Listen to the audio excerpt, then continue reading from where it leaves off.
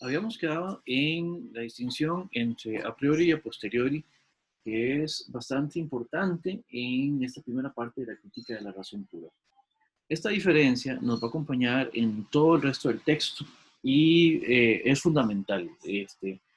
Tal como la propone Kant, es fundamental que se entienda bien para básicamente después darle seguimiento, digamos, a todo lo que Kant viene planteando, proponiendo, etcétera, etcétera.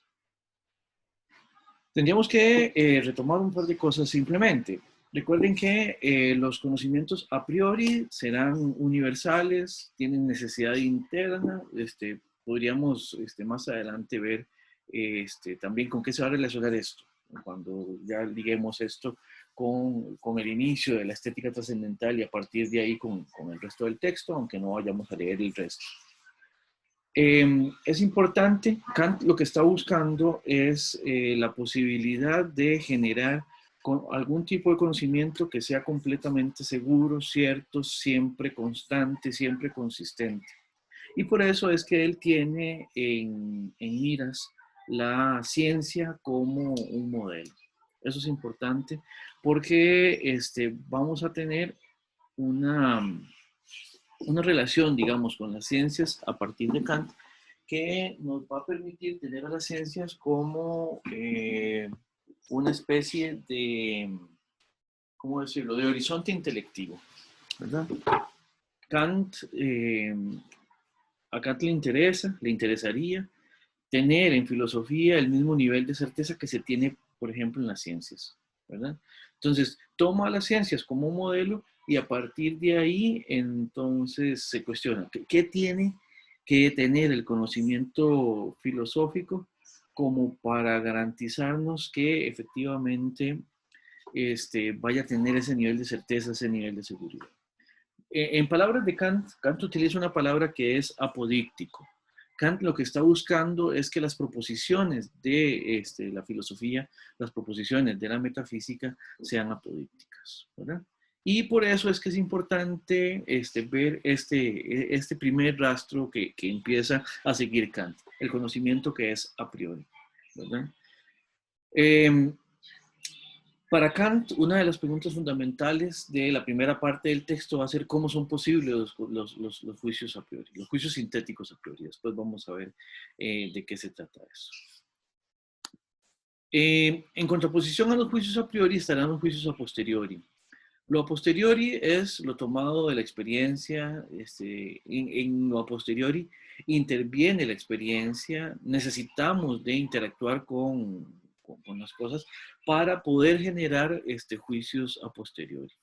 Esto para Kant lo que significa es que tenemos una forma de conocer que no es cierta y clara, no es segura, tal como lo había propuesto en los juicios a priori, pero que también aporta cierto tipo de conocimiento, que es el conocimiento empírico, ¿verdad? Ambos conocimientos van a ser importantísimos para Kant, incluso vamos a ver cómo perfila él a partir de lo a priori y de lo a posteriori, de lo que tiene que ver con la experiencia en el caso de lo a posteriori y lo que no tiene, lo que es independiente de la experiencia con lo a priori, y a partir de eso incluso vamos a ver cómo Kant hace una de las propuestas más importantes en relación con cómo va a entender que opera el conocimiento de los sujetos, cómo es que opera el conocimiento humano en general. Lo vamos a ver también a partir de esta contraposición entre el a priori y el a posteriori. Por eso es que es importante que quede claro.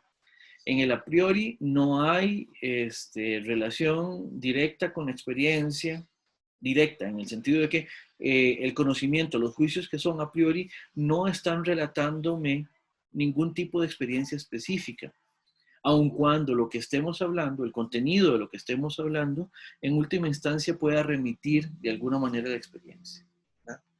Y en relación con lo posteriori, pues efectivamente ahí vamos a encontrar también la experiencia eh, interviniendo, ¿verdad? En lo que estamos conociendo.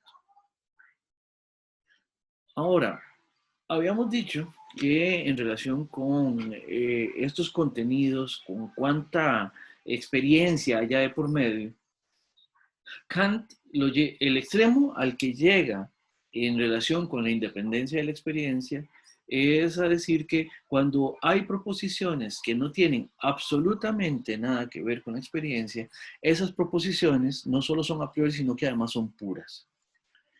O sea, quiere decir que no es que sean independientes de esta o de aquella proposición de experiencia, sino que son independientes absolutamente de cualquier tipo de experiencia para su construcción, para entender lo que está detrás de estos juicios.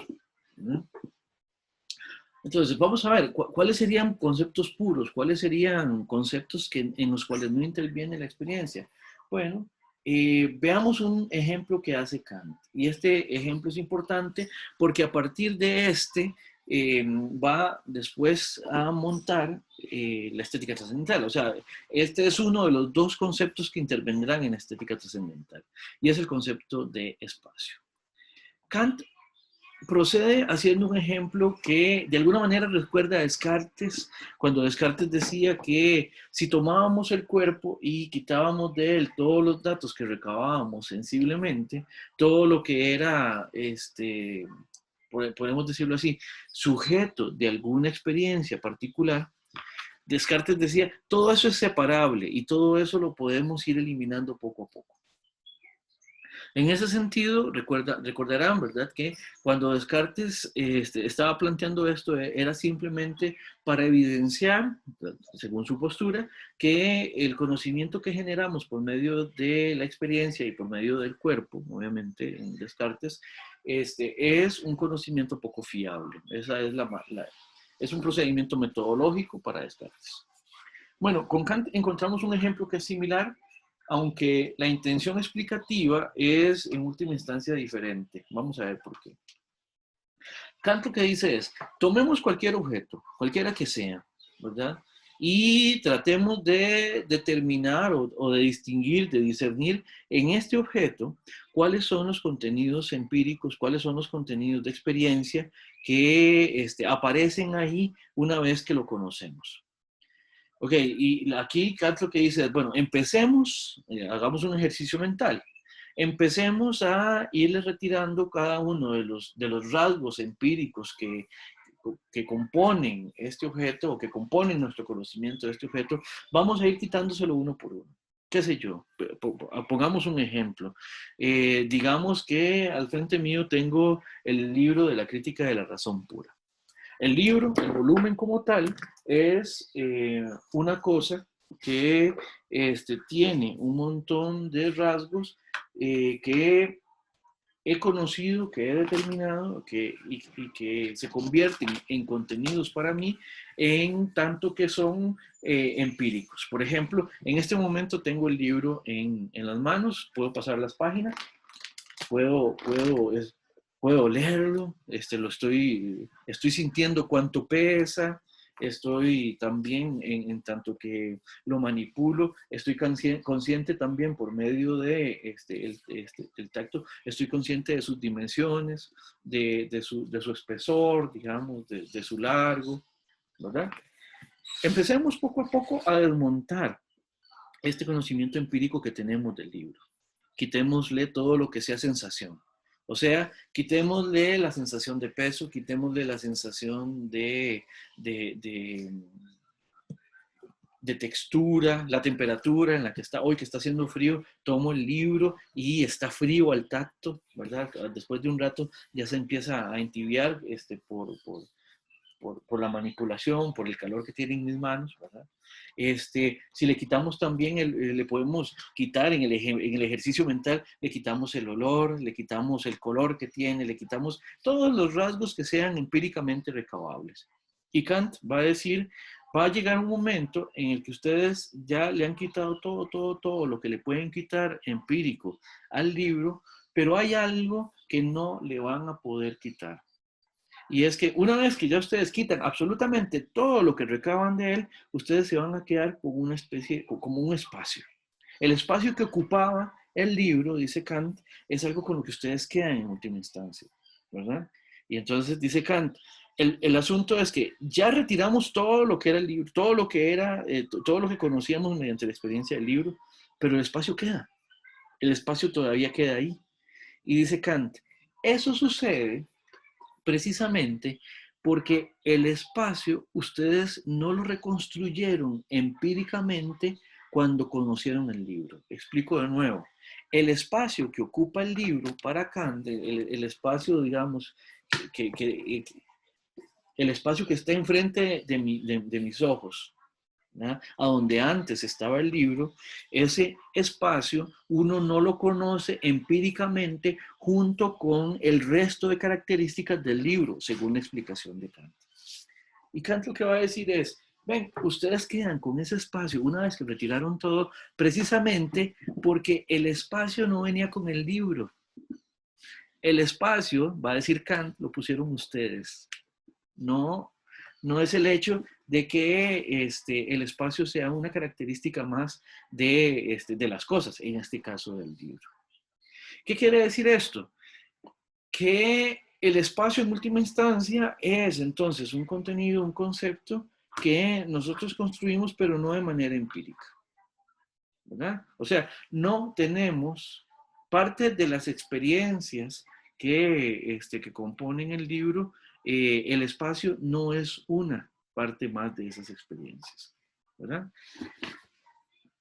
Entonces estamos aquí frente a un concepto que es puro, que es a priori y además puro. Y esto es importantísimo para Kant.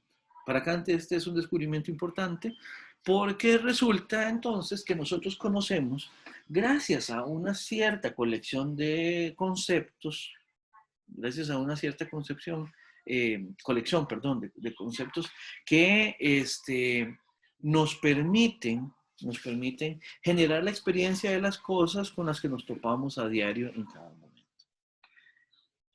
Podemos hacer exactamente el mismo ejercicio y hay otro concepto que también es así puro, y en tanto que puro, por supuesto, a priori, ¿verdad? Que es el concepto de tiempo. Y estos dos conceptos, espacio y tiempo, van a ser importantísimos en la estética trascendental, van a ser importantísimos para la sensibilidad por las razones que veremos en su momento.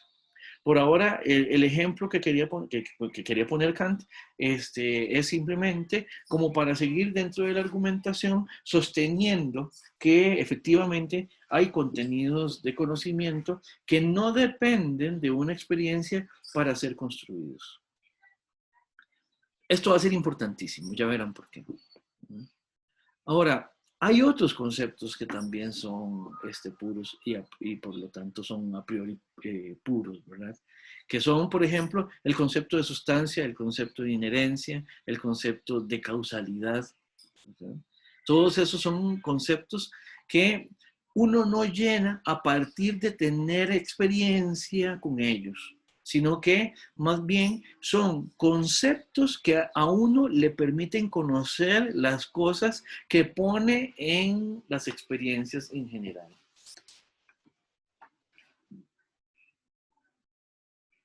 Lo importante aquí es que Kant está partiendo entonces del hecho de que está revisando cómo es posible entonces que nosotros conozcamos por medio de la experiencia. ¿Qué es lo que podemos conocer por la experiencia? Ven, ¿se acuerdan que el proyecto de Kant es un proyecto crítico? Bueno, una de las cosas por las que pasa su proyecto crítico, en este caso, en este texto que es de epistemología, ya lo hemos visto, es responder a la pregunta de cómo conocer y en ese sentido dar cuenta de la experiencia como algo que nos permite conocer. Dicho de otra manera, una vez que nosotros hacemos una crítica de cómo conocemos e introducimos ahí a la experiencia, tenemos que hacernos la pregunta de qué es lo que yo puedo incluir dentro de la experiencia y a qué criterios, por decirlo de alguna manera, responde esa experiencia. Espero que esto esté quedando. Vamos a ver un par de conceptos más que están acá en la introducción y después nos pasamos a verlos. Una distinción importantísima en la introducción que hace Kant a la crítica de la razón pura va a ser la distinción que se puede hacer entre juicio analítico y juicio sintético. Empecemos por el juicio analítico. Analítico es una palabra que ya habíamos visto cuando en la introducción de las clases sobre las meditaciones de primera filosofía de Descartes, habíamos dicho que uno de los pasos del método cartesiano es el paso analítico. Este análisis, propiamente hablando, lo que significa es separar algo en sus partes componentes, separar algo, disgregar algo a partir de algún tipo de criterio, no sé, separarlo en sus partes, separarlo por problemas, por ejemplo, separar algo en, no sé, en sus elementos, ¿verdad? El juicio analítico, ¿verdad? Va a ser un juicio que de alguna manera lo que va a proceder es por medio de ver los contenidos de los conceptos que intervienen en él, ¿verdad? Y va a tratar de plantear una igualdad, una identidad, perdón, que diga, una identidad entre los conceptos que conjunta la proposición analítica, ¿verdad? Recuerden que aquí cuando hablamos de juicios estamos hablando de proposiciones y en el caso de Kant, los ejemplos que pone siempre van a ser proposiciones o juicios de la forma que llamamos universales afirmativos, como estos dos que están aquí. Son los juicios de la forma todo A es B. Toda cosa de tipo A es idéntica a B, ¿verdad? En ese sentido, la definición de juicio analítico para Kant involucra el hecho de que hay una cabal correspondencia, hay una identidad entre el concepto que aparece como sujeto de la proposición y el concepto que aparece como predicado de la proposición. Es así entonces que cuando decimos que todo A es B, estamos simplemente refiriéndonos a dos maneras de entender lo mismo. Vamos a ver ahorita un par de ejemplos, ¿verdad? Características que tienen estos juicios. Bueno, ya dijimos uno. En ellos interviene la relación de identidad. Entonces, no hay mucho más que explicar a propósito de esto. Y el segundo es que los juicios analíticos tienen una capacidad que es meramente explicativa. ¿Qué quiere decir esto? No añaden nada al concepto y podríamos decir, no añaden nada al conocimiento de los conceptos que intervienen en él. O sea, no hace avanzar en ese sentido el conocimiento que tenemos de aquello de lo que estamos hablando. Vamos a ver un par de ejemplos. Todos los cuerpos son extensos. Ese es un ejemplo de este juicio analítico. ¿Por qué? Porque la extensión es una característica que necesariamente tienen todos los cuerpos. Es más, es la extensión la característica a partir de la cual se define lo que es un cuerpo. Un cuerpo es toda aquella cosa que tiene una extensión. Por lo tanto, decir que todos los cuerpos son extensos es una proposición analítica. ¿Por qué? Porque yo no puedo decir cuerpos y al mismo tiempo negarles su extensión sin entrar en una contradicción. ¿Por qué? Porque algo que es cuerpo y algo que es extenso son una y la misma cosa, son idénticos, ¿verdad? En ese sentido, los juicios analíticos son tautológicos, o sea, que de alguna manera hay una redundancia entre el sujeto y el predicado, dado que una vez que predico, algo, o cuando predico esa cualidad de ese sujeto, es algo que en última instancia ya estaba sobreentendido. A eso me refiero con que es tautológico o con que es redundante. Vean que en el otro ejemplo también se cumple. Cuando digo que todo día lluvioso es húmedo, también tenemos ahí un juicio analítico. ¿Por qué? Porque no es posible que tengamos un día que siendo lluvioso no sea húmedo, ¿verdad? ¿Qué quiere decir esto? La humedad es una condición inseparable del día lluvioso. Todo día lluvioso necesariamente va a ser húmedo, ¿verdad? Otros juicios que incluso ya hemos utilizado en